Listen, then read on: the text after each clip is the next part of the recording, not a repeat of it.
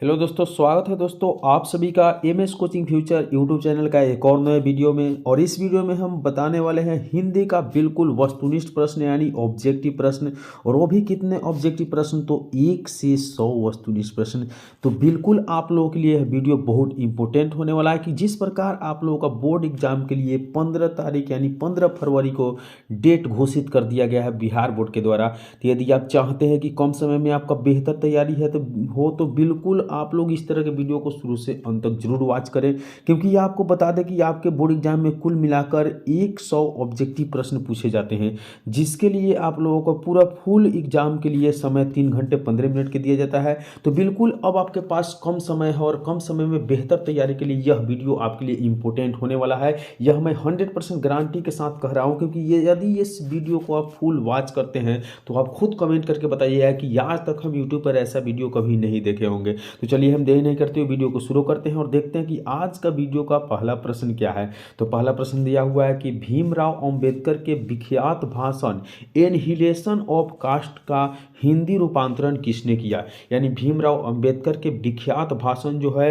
उसका नाम क्या है, एनहिलेशन ऑफ कास्ट का हिंदी रूपांतरण किन के द्वारा किया गया है। तो आपके पास ऑप्शन दिया गया है ददई सिंह यादव, ललई सिंह यादव, और रूपक सिंह यादव और ललन सिंह यादव। तो इस प्रश्न का जो सही उत्तर हो जाएगा वह हो जाएगा ललई सिंह यादव, यानी ऑप्शन बी बिल्कुल करेक्ट आंसर हो जाएगा। एक एक प्रश्न इस वीडियो के माध्यम से आपके लिए इंपॉर्टेंट लेकर आए हैं, क्योंकि अब आपके पास समय बहुत कम बचा है और कीमती समय में बहुत अच्छे प्रश्न देखने की आप लोगों की कोशिश होती है। तो बिल्कुल इस वीडियो के माध्यम से हम कोशिश किए हैं कि वैसे प्रश्न आप लोगों के लिए लाया जाए कि एक ही वीडियो देखने में आपका जो है 100 वस्तुनिष्ठ प्रश्न कंप्लीट हो जाए, जिसमें से आप 50 वस्तुनिष्ठ प्रश्न जाकर सीधे हिंदी के पेपर में आप लोग छाप के चलिए हम देखते हैं दूसरा नंबर प्रश्न कितना इंपॉर्टेंट प्रश्न है। दिया हुआ है कि नलिन बिलोचन शर्मा का जन्म कब हुआ था। नलिन बिलोचन शर्मा जो हिंदी के लेखक हैं उनका जन्म कब हुआ था। तो याद करके रखना है कि 18 फरवरी 1916 ईस्वी में नलिन बिलोचन शर्मा का जन्म हुआ था। अगले प्रश्न की ओर बढ़ेंगे और 3 नंबर प्रश्न देखेंगे। बिल्कुल एक एक प्रश्न इंपॉर्टेंट है। यदि आप एक प्रश्न को छोड़ दीजिएगा तो आपके मैट्रिक बोर्ड परीक्षा में आपका अंक कम आ जाएगा। यानी इस वीडियो को शुरू से अंत तक देख लेते हैं, तो वॉच कर लेते हैं, तो बिल्कुल आपको मैट्रिक बोर्ड परीक्षा में 100 में 50 मार्क्स सुनिश्चित हो जाएगा। तो चलिए हम तीसरा प्रश्न देखते हैं। दिया हुआ है कि सेन साहब को कितनी लड़कियां हैं। सेन साहब को कितनी लड़कियां हैं, 2 लड़कियां हैं या 3 है या 4 है या 5 है। यानी ऑप्शन 4 आपके पास दिया हुआ है, जिसमें से एक विकल्प बिल्कुल सही है। तो 3 नंबर प्रश्न का जो सही उत्तर है 5। यानी सेन साहब के कुल मिलाकर कितने बेटी है, कितने लड़की है, तो 5 लड़की है। यानी ऑप्शन डी बिल्कुल सही उत्तर है। तो यदि अभी तक इस वीडियो को आप लाइक नहीं किए तो बिल्कुल लाइक कर दीजिए। चैनल पे पहली बार आए हैं तो बिल्कुल सब्सक्राइब करके बेल आइकन को जरूर प्रेस कर लीजिए, क्योंकि इस तरह के शानदार झकास वीडियो आपसे छूट न जाए, इसलिए आप चैनल को बिल्कुल सब्सक्राइब करके रखिएगा। तो चलिए हम 4 नंबर प्रश्न देखते हैं। दिया हुआ है कि अग्रजा, अग्रजा शब्द में प्रत्यय है।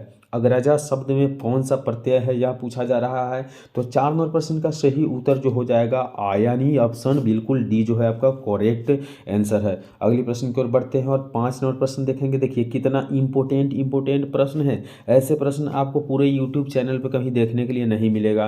तो चलिए हम 5 नंबर प्रश्न की देखते हैं। दिया हुआ है कि मदन किसका बेटा है।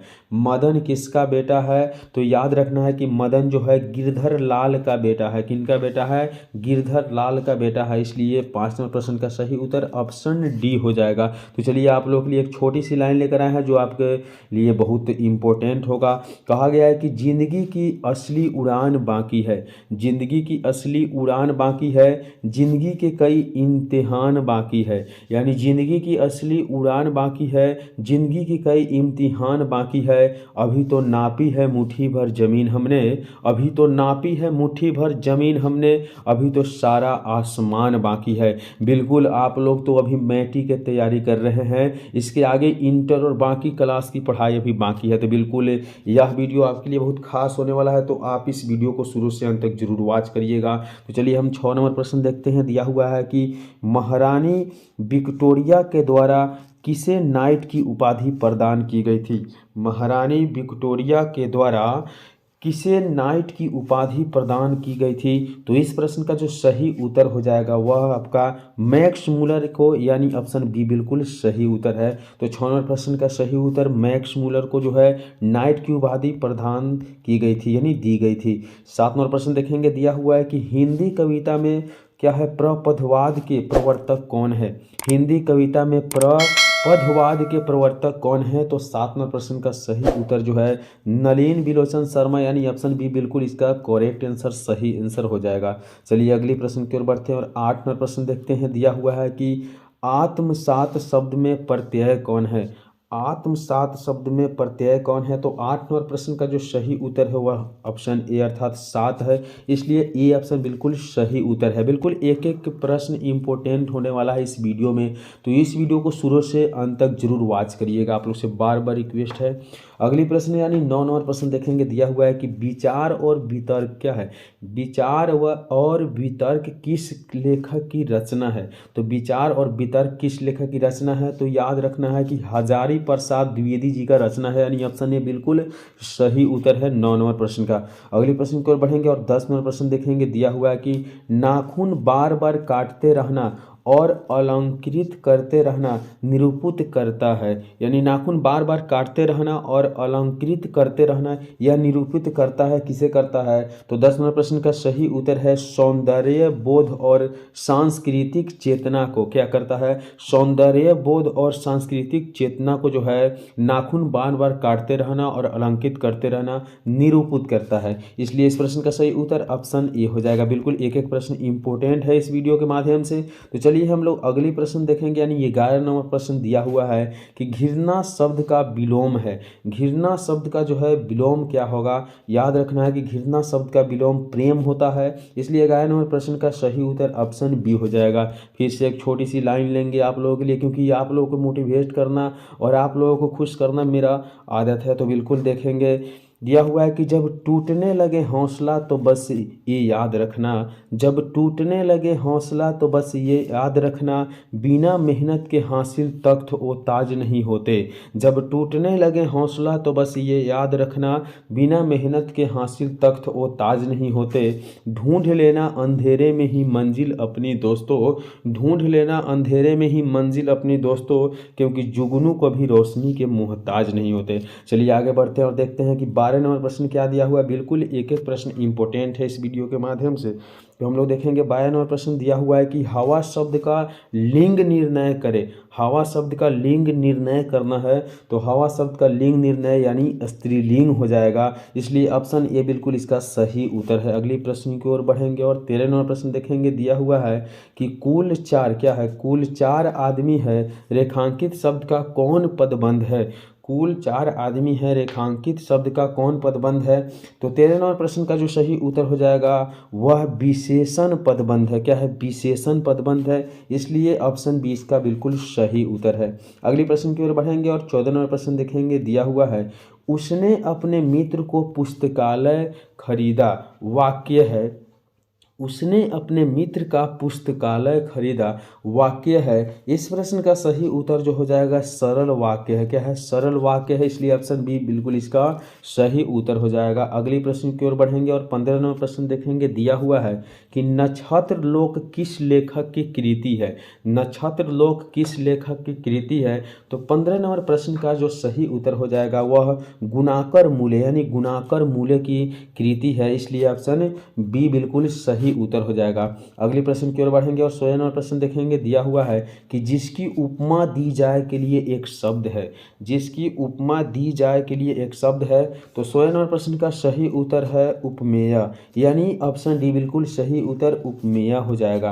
अगले प्रश्न की ओर बढ़ेंगे और 17 नंबर प्रश्न देखेंगे। दिया हुआ है कि मराठी भाषा का लिपि क्या है? मराठी भाषा का लिपि क्या है? तो 17 नंबर प्रश्न का सही उत्तर है देवनागरी लिपि, यानी ऑप्शन डी बिल्कुल इसका भी सही उत्तर हो जाएगा। तो यदि अभी तक आप वीडियो को लाइक नहीं किए तो बिल्कुल लाइक करके, चैनल पे पहली बार आए हैं तो बिल्कुल सब्सक्राइब कर लीजिए, क्योंकि इस तरह के वीडियो अगर आप लोगों को मिलता है तो बिल्कुल आप लोग बोर्ड एग्जाम में अच्छे अंक प्राप्त कर लेंगे।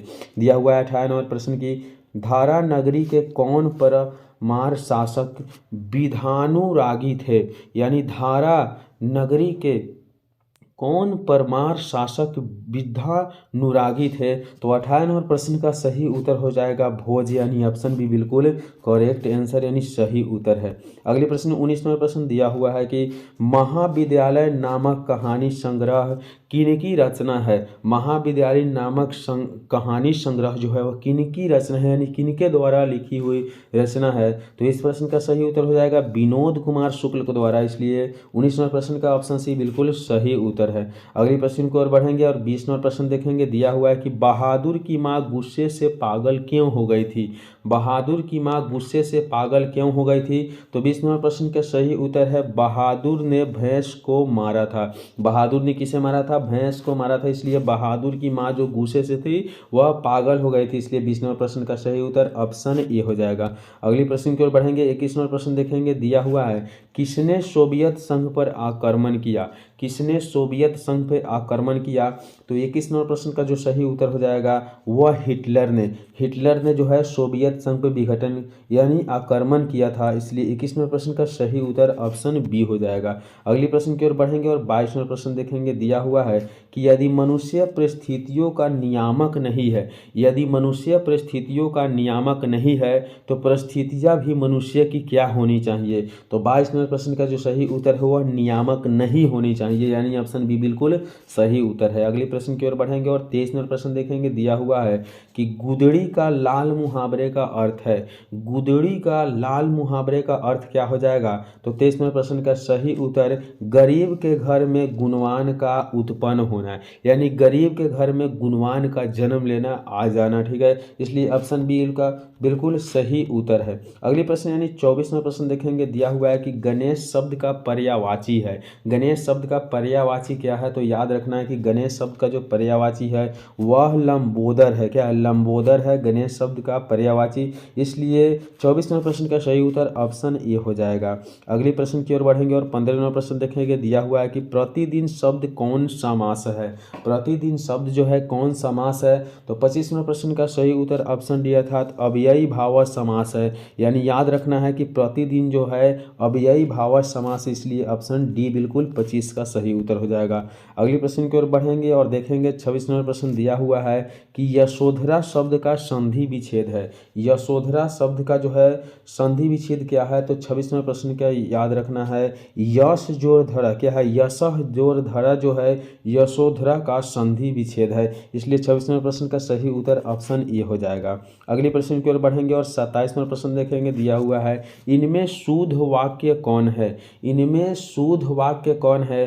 तो बिल्कुल 27 नंबर प्रश्न का सही उत्तर हो जाएगा इनमें से कोई नहीं, यानी इसमें जो भी दिया हुआ है वह शुद्ध है, इसलिए ऑप्शन डी बिल्कुल इसका सही उत्तर हो जाएगा। अगले प्रश्न की ओर बढ़ेंगे और 28 नंबर प्रश्न देखेंगे। दिया हुआ है कि कवि घनानंद किस बादशाह के यहाँ मीर मुंशी का काम करते थे।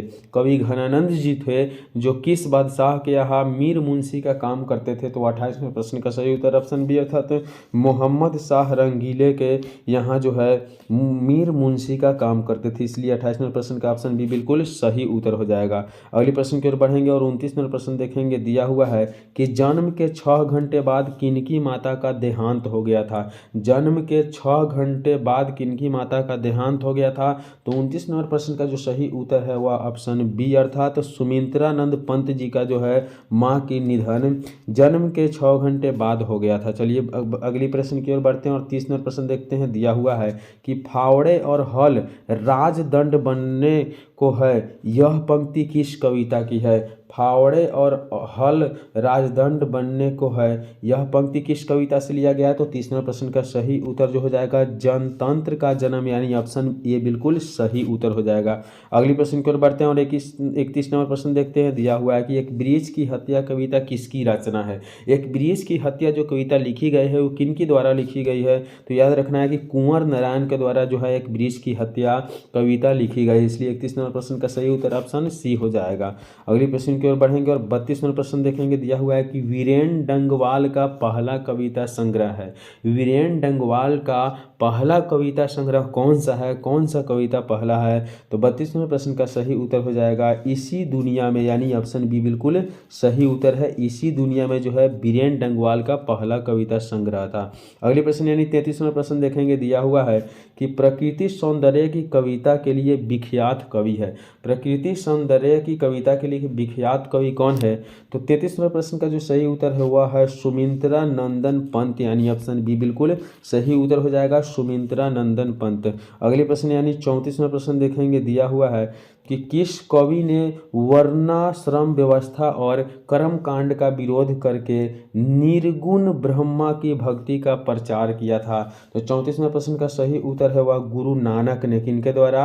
गुरु नानक के द्वारा जो है निर्गुण ब्रह्मा का भक्ति का प्रचार किया गया था, इसलिए डी ऑप्शन बिल्कुल सही उत्तर है। अगले प्रश्न यानी 35वां प्रश्न देखेंगे। दिया हुआ है कि नगर संवेदना के कवि है। नगर संवेदना की कवि कौन है? तो 35वें प्रश्न का सही उत्तर है ऑप्शन सी अर्थात कुंवर नारायण। तो बिल्कुल 35वें प्रश्न का सही उत्तर ऑप्शन सी हो जाएगा। तो इस वीडियो में हम 1 से 35 प्रश्न ही बता पाएंगे, क्योंकि वीडियो यदि ज़्यादा लॉन्ग हो जाता है, लंबा हो जाता है, तो आप लोग देखना पसंद नहीं करते। तो वीडियो यदि अच्छा लगा हो तो एक लाइक जरूर कर दीजिएगा। चैनल पर पहली बार आया है तो सब्सक्राइब करके बेल आइकन को जरूर प्रेस कर लीजिएगा। अगर इसकी पार्ट अगली चाहिए जो आप लोग बिल्कुल देख रहे हैं यहाँ दिया हुआ है, तो इसके लिए कमेंट करके और बता दीजिए। बिल्कुल हम अगली वीडियो में इसके अगले पार्ट को लेकर आएंगे। तब तक के लिए बाय, मिलेंगे अगले वीडियो में, तब तक के लिए बाय।